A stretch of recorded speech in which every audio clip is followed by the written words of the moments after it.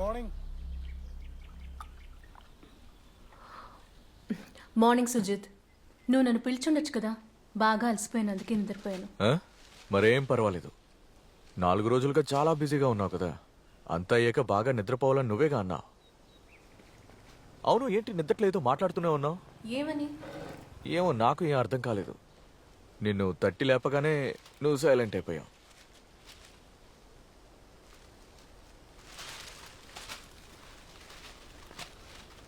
District ICSE school athletic meet, Vivekananda high school కప్పుని కొట్టింది. ఇదిగో చూడు, ఫోటో కూడా వేశారు. నీ ఇయర్ రింగ్స్ అయ్యి సరిపోయింది. ఇదెన్నదో తెలీదు. అన్నట్టు ఈ ఏడాది కొట్టంకులంగర గుళ్ళో చామయ్య వెలకు సమర్పించాలి. గుళ్ళో ఆ మొక్కును తీర్చుకుంటే మనం కోరుకున్నది నెరవేరుతుందట.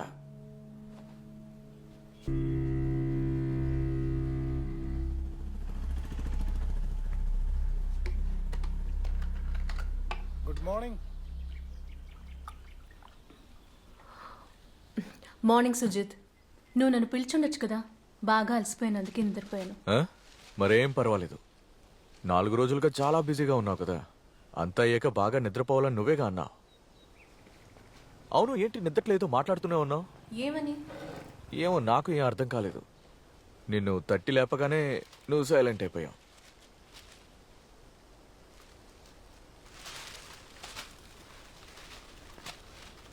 District ICSE school athletic meet, Vivekananda high school కప్పుని కొట్టింది. ఇదిగో చూడు, ఫోటో కూడా వేశారు. నీ ఇయర్ రింగ్స్ అయ్యి సరిపోయింది. ఇదెన్నదో తెలీదు. అన్నట్టు ఈ ఏడాది కొట్టంకులంగర గుళ్ళో చామయ్య వెలకు సమర్పించాలి.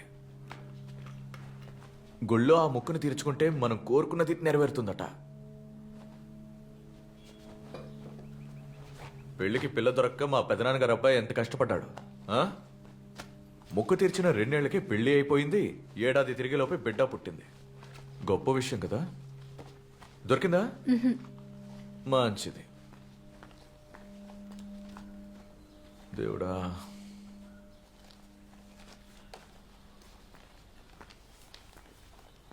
లేడీస్ గెటప్లో నేను నీకంటే అందంగానే ఉంటాను. నన్ను వదులు సుజిత్, నేను ఇంకా స్నానం కూడా చేయలేదు. ఓ, ఎవరు? కెవిన్. ఇదిగో వచ్చేస్తున్నా. తర్వాత 1 నిమిషం లైన్లోనే ఉండే. నువ్వు స్కూల్కి వెళ్తున్నావా? సరే, అయితే నాకు కాల్ చేయి, నేను పికప్ చేసుకుంటాను. ఓకేనా? రే, బయలుదేరిపోయాను రా, వెయిట్ చేయి. అన్నట్టు అక్కడ చూడు, రెంట్ పెట్టాను. బాబు అన్న రాగానే అతనికి ఇచ్చేయి. సరే. అయ్యో, కీస్ కీస్ కీస్ మర్చిపోయాను.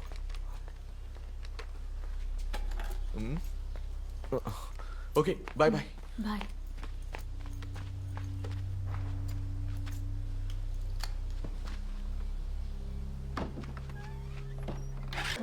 ఎవర్రా? కొత్త అడ్మిషన్ రా. ఎవరు? కోటయం. ఓ, సింగిల్ రా. హే సార్, ఇక్కడ నీతు అనే అమ్మాయి అడ్మిట్ అయింది కదా, ఏ రూము? మీరు వేరే డీటెయిల్స్ ఏమైనా చెప్పారంటే. ఆ చేతనూరు కేసు అమ్మాయి. ఓ, అది సి బ్లాక్ సార్. అది ఎక్కడుంది? రై, నువ్వు నేను తీసుకుంటావా? తీసుకెళ్తాను. సి బ్లాక్ 3rd ఫ్లోర్ లో ఐసీయూకి రైట్ సైడ్ లో ఉంది. మీరెందుకు భయపడుతున్నారు? మీడియా మొత్తం మీ సపోర్ట్ లోనే ఉంది. మీరు భయపడనా? మీరు కాస్త ధైర్యంగా ఉండండి. అందరూ కాస్త బయటకు వెళ్ళండి. సరే, మేడం, బయటికి బయట సరే అన్న, తర్వాత కలుస్తాం. ధైర్యంగా ఉండండి.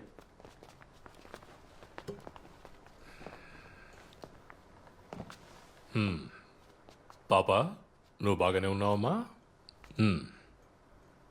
లేదంటే పెద్ద సమస్య అవుతుంది.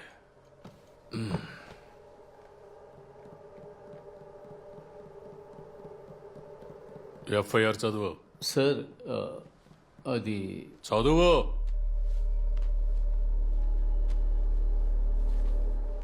కొల్లం చాతనూర్ జ్యోతి అపార్ట్మెంట్స్లో 7వ అంతస్తు 702 ఇంట్లో ఉంటున్న రామచంద్ర మరియు పద్మల యొక్క 10 ఏళ్ల వయసు ఉన్న నీతు, చాతనూర్ అగత్తకరలో ఉండే సేతార్ పడింజార తరైలో నివసించే బిల్డింగ్ సూపర్వైజర్ అయిన 55 ఏళ్ల మాధవన్ అయ్యర్ మీద పెట్టబడిన కేస్.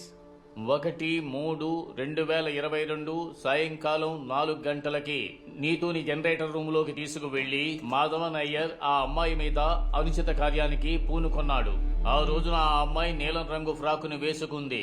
ఒక ఈసీ చైర్ లో కూర్చున్న అతను ఆ అమ్మాయిని తన ఒళ్ళో కూర్చోమని చెప్పి తన చేతులను ఆ అమ్మాయి దుస్తుల లోపలికి పోనిచ్చి ఆమె ప్రైవేట్ పార్ట్స్ ని తాకాడు. కానీ ఆ అమ్మాయి అతన్ని ఎంత మాత్రమో ఎదిరించలేదు. చాలు సరే కాబట్టి ఆ తరువాత ఆ అమ్మాయి చేతే అతని ప్యాంటు జిప్పుని ఓపెన్ చేయమని చెప్పి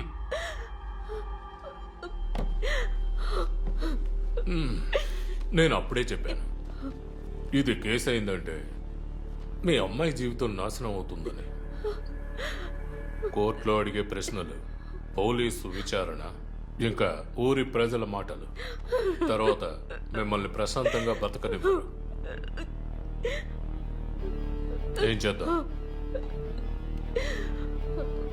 వద్దండి, మన అమ్మాయి అండి. సార్ ఏం చెప్తే అలాగే చేద్దాం. ఏం చేస్తారు? వాపస్ తీసుకుంటారా? Sadasivan, yes sir. వీళ్ళ దగ్గర సంతకం తీసుకో. సార్, చాలా మంచి పిల్లవు కదా నువ్వు. పెద్దయ్యాక అన్నీ మర్చిపోతావు.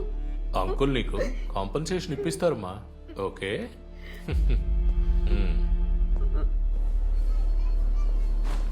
అయ్యో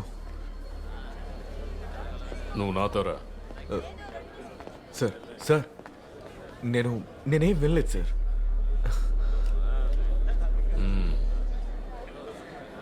అదే నీకు మంచిది.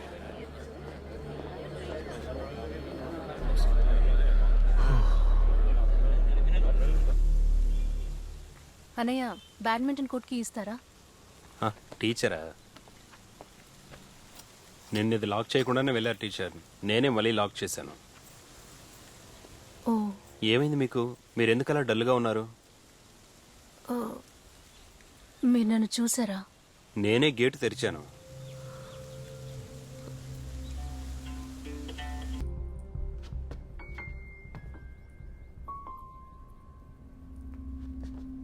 దేవిక, చాలా బాగుందే. 4 రోజులు స్పోర్ట్స్ మీట్ పేరు చెప్పి గొడ్డు చాకరీ చేసావు. నిద్రపోకుండా లేచి స్కూల్కి వచ్చేసావు. నీలా ఎవరూ పని చేయలేరా బాబు? హాయిగా లీవ్ పెట్టి రెస్ట్ తీసుకుని ఉండొచ్చుగా. అదే నేనైతే ఓ వారం పాటు ఇటు వంగి వాలి తొంగి చూడను. అయినా నువ్వు అదృష్టవంతురాలివి. ఈ సంవత్సరం స్టేట్ మీట్లో పార్టిసిపేట్ చేయడానికి 12 మందిని సెలెక్ట్ చేశారు. దీని క్రెడిట్ మొత్తం నీదేనే. ఈ సంవత్సరం best teacher of the award నీకే. నేను చాలా ఆశపడ్డాను అనుకో, కానీ అదృష్టం లేదు. ఏంటి అలా సైలెంట్గా ఉన్నావు? పొద్దునుంచి అదోలా ఉంది. మరి స్కూల్కి ఎందుకు వచ్చినట్టు? కమిట్మెంటా? Tracks, shuttle, high jump, long jump, నువ్వు నీ కమిట్మెంట్స్. నేను నా ఫ్యామిలీతో కలిసి ఓ ట్రిప్కి వెళ్దాం అనుకుంటున్నాను, జటాయు పార్క్కి. వస్తావా? లేదు, నేను ఆయన ఇంటికి వెళ్ళాలి. ఆ సంగతి చెప్పు. మొన్నటి వరకు ఆ కొండ తప్ప నీకు ఇంకేం తెలీదు. ఈ మధ్య ఏంట్రా అంటే చీటికి మాటికి మీ అత్తన్న దీవికి వెళ్ళిపోతున్నావు. ఇంతకీ అంత గొప్పగా అక్కడ అసలు ఏముందే? పెళ్లికి ముందు నేను కూడా ఇలాంటి వాటికి భయపడ్డాను. కానీ కళ్యాణి అత్తయ్య మనరు దీవి చాలా మంచి ఫీల్. దాన్ని ఎక్స్పీరియన్స్ చేస్తేనే తెలుస్తుంది. వద్దు తల్లి. అదిగో వచ్చాడు మీ ఆయన. ఏంటి గీతా టీచర్, ఎలా ఉన్నారు? ఏదో యావరేజ్ గా. రోజు రోజుకి మీరే స్మార్ట్ అయిపోతున్నారు. తరాందానికి మ్యాచ్ అవ్వాలి కదా. అది నిజమే. సరే, ఎన్ని రోజులు లీవు? అది 2 రోజులు లీవ్ పెట్టాను. వారం రోజులు అడిగితే మా సూపరింటెండెంట్ 2 రోజులు లీవ్ ఇచ్చారు. ఓహో, పిక్ చేసుకోవడానికి విజయాన్ని వస్తానన్నారు. అయ్యో, వెయిట్ చేయమని మాత్రం చెప్పకండి. అమ్మ వాళ్ళ ఊర్లో మీటింగ్ ఉంది, లేట్ అయితే ఫీల్ అవుతారు. ఓ, కళ్యాణి ఆంటీ గారి రెవల్యూషనా? సరే సరే, వెళ్ళండి. బాయ్.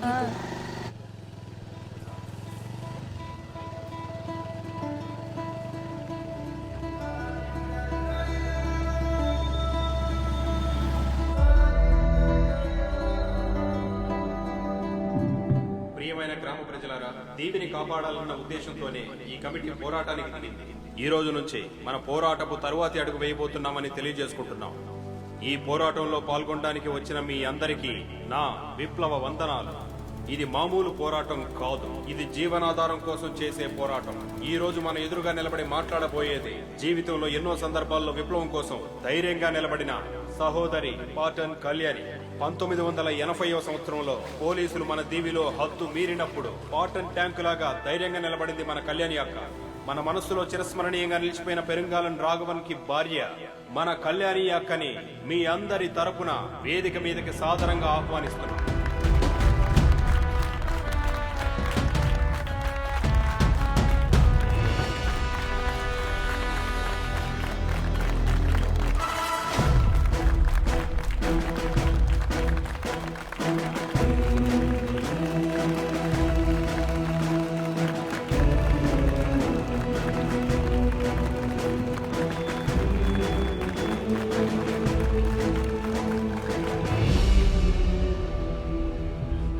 ప్రియమైన ప్రేక్షకులారా, నాశనం కాబోతున్న ఒక స్థలం నుంచి ఇప్పుడు నేను మీతో మాట్లాడుతున్నాను. ఒకరి హక్కును లాక్కుంటున్నప్పుడు వారు శ్వాస కూడా పీల్చలేరు, అప్పుడే పోరాటానికి దిగుతారు. ఇక్కడ కూడా అదే జరుగుతోంది. భయంకరమైన ఇసుక దొంగతనం, అధికార వర్గం వాళ్ళ అలక్ష్యం వల్లే ఇప్పుడు మన దీవి సర్వనాశనం కాబోతోంది. ఇలా అయితే 4 సంవత్సరాల్లో సముద్రపు నీరు లోనికి వచ్చేస్తుంది, మన దీవి కనుమరుగైపోతుంది. మన దేశపు పటంలో నుంచి ఈ దీవి శాశ్వతంగా కనుమరుగైపోతుంది. ఇది మన దీవి, దీన్ని మనం వదులుకోకూడదు, దానికి మనం అనుమతించకూడదు కూడా. ఈ మట్టిలోనే మనం పుట్టాం. కొబ్బరికాయలు ఒలవడం, కొబ్బరి నారు తీయడం, ఆ శబ్దాలు మనం వినాలి. మన పిల్లలకి నీరు వచ్చేస్తుందన్న భయం లేని జీవితం, దాన్ని మనం వాళ్ళకి ఇవ్వాలి. దానికి పోరాటం చేయాలి. ఏసీ రూముల్లో ప్రశాంతంగా కూర్చున్న అధికార వర్గాలకి మన దమ్మేంటో వాళ్ళకి చూపించాలి.